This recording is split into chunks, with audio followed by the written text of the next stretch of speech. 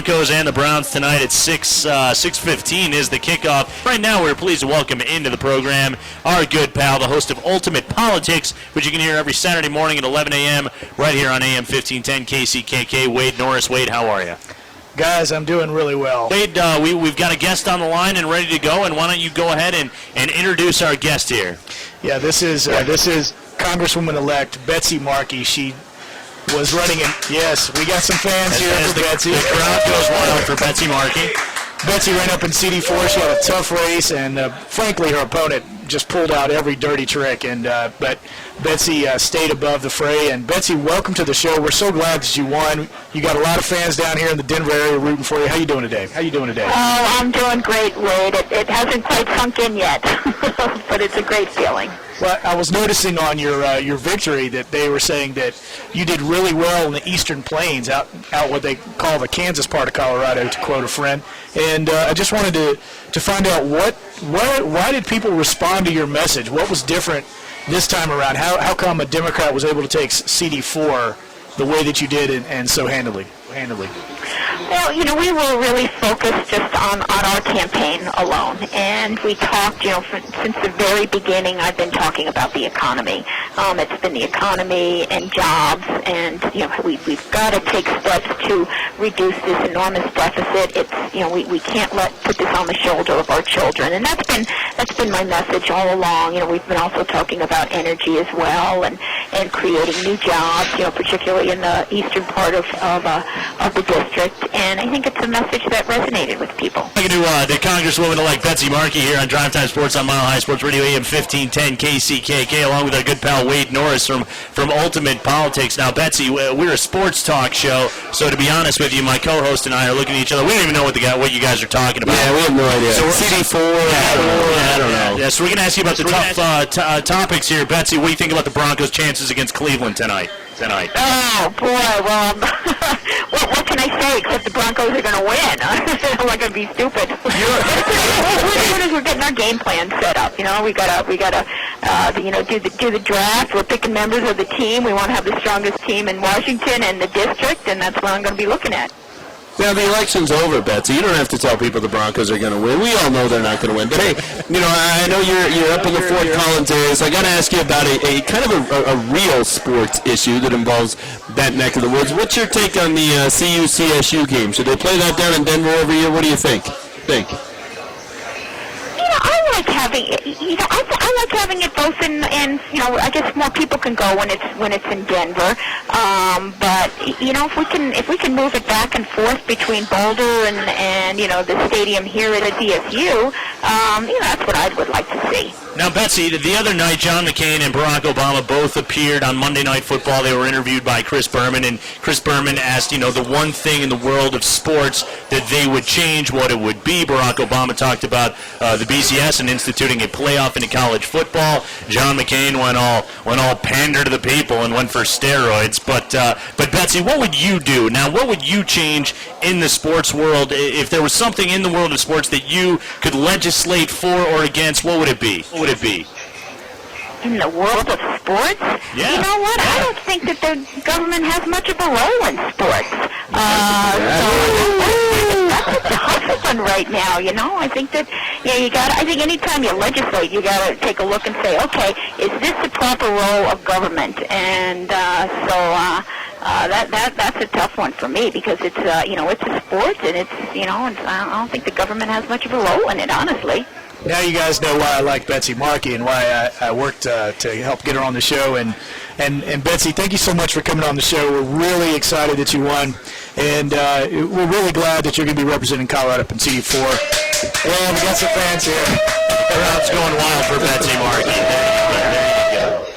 Thanks so much, Betsy. Thanks, Betsy. Okay, thank you, Wade. Thanks, everyone. All right, there she goes, Betsy Markey. She is the Congresswoman-elect here in Colorado. And what do you say, CD4? Was that what you said there? That's right, the northeast column of Colorado, kind of like the L going from basically Fort Collins all the way out to the plains, back down to like Lamar. It's a huge district and a lot of farmers, but there's also the college there. Sounds like we got some gerrymandering going on with that district.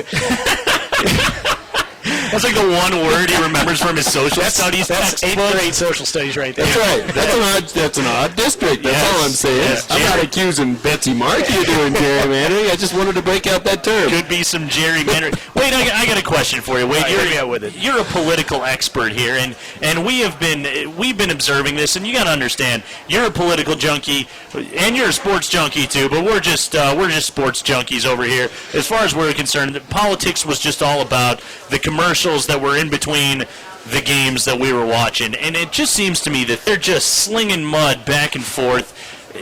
What is this gonna change? Is it gonna reach a point where the American electorate says that's enough of this garbage? What's gonna happen with it? Is it gonna get worse and worse? Because it seemed like this past election season, for all the campaigns that we had to follow here in college, that it was worse than it ever was, and I don't see how it would get any better. What's your sense of this, and is this gonna get better for anybody?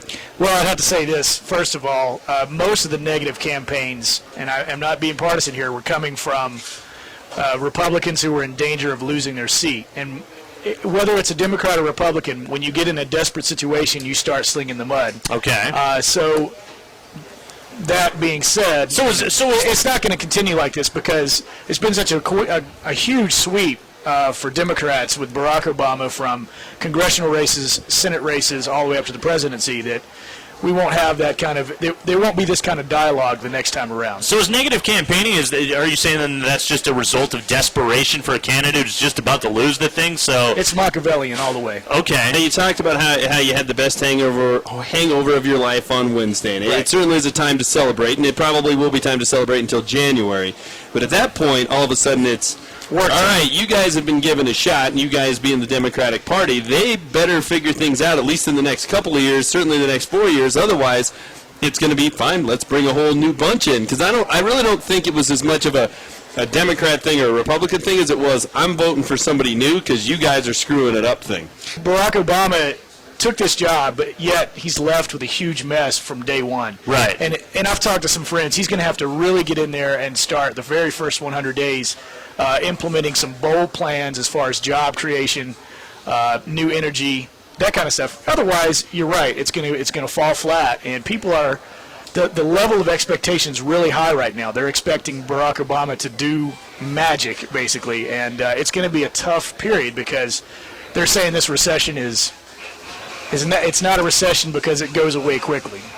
So they've got to really work at that. Where does the show go from here? The election's over. Now what do? You and your crazy band of political-minded folks, do you guys just go into hiding and then you'll be back in 4 years? What's going to happen? Now I'll tell you, you should really listen in because Aaron Silverstein of Democrats Work is actually with a group that is focused on not stopping and letting everything dismantle and come back every 4 years. It's actually about staying involved in the community, drinking liberally, which is the other aspect of that, and their blog, Square State, is also focused on staying informed, not letting the wool get pulled over our eyes anymore, because we learned the hard way that you can't just kind of vote and then sit back and say, oh, I trust the government will take care of things. No, it's actually not about politicians. It's about the citizens being involved on issues, staying involved. Talking to Wade Norris, he's the host of Ultimate Politics, which you can listen to Saturday mornings at 11 a.m. right here on AM 1510 KCKK. Wade, tell the folks just why we're here at the Jack and Grill today, what you got going on tonight. Well, this is an idea I had. My buddy here, John Earhart, and Aaron Silverstein produce, or they work on a program called Drinking Liberally, where we get together, drink some beers, talk politics. And, with Keith Olbermann kind of branching out from ESPN going into MSNBC, he's the #1 commentator now. And he's a sporting guy, and he's a guy that can talk politics with the best of them.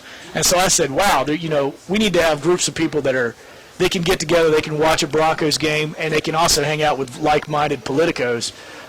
It's kind of a rare hybrid, but again, Keith Olbermann's got the top-rated show right now, so there's definitely a market out there for it. And we're down here at Sporting Liberally. Jack and Grill is a place where you can get, for a very reasonable price, too much food. I mean, the hamburgers here are like the size of car tires, man. They're really big. And I want to give a plug to Jack's specialty drink, the Obama Rita. The Obama Rita. Yeah, that's one of the best margaritas you can get out here, and of course it's named after Barack Obama, and I strongly recommend coming down here and trying that one time. All right, Wade, Ultimate Politics, Saturday morning, 11 a.m.